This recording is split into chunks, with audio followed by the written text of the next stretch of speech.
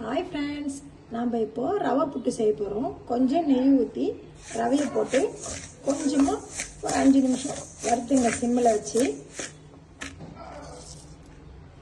அதுக்கு கொஞ்சம் முந்திரி திராட்சை நெய்யில் வறுத்துட்டேன். கொஞ்சம் ஏலக்காவும் இதிலே நசுக்கி வச்சுருக்கேன். அந்த நெய்யிலே கூட நீங்கள் ரவையை போட்டு வறுத்துக்கலாம். மீதி அப்புறம் சொல்கிறேன். கொஞ்சம் உப்பு தண்ணி போட்டு இதை மாதிரி பிசைஞ்சிங்க.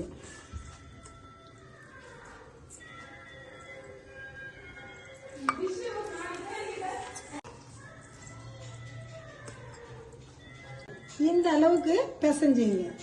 அப்போதான் சாப்பிட்றதுக்கு சாஃப்டாக இருக்கும்.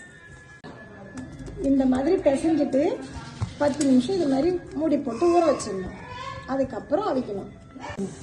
இது மாதிரி வச்சு ஒரு 10 நிமிஷம் அவிச்சிடணும்.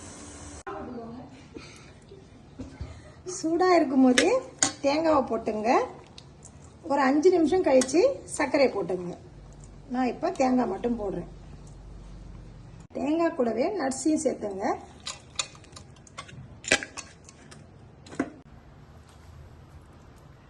இப்போ சர்க்கரை போட்டுங்க.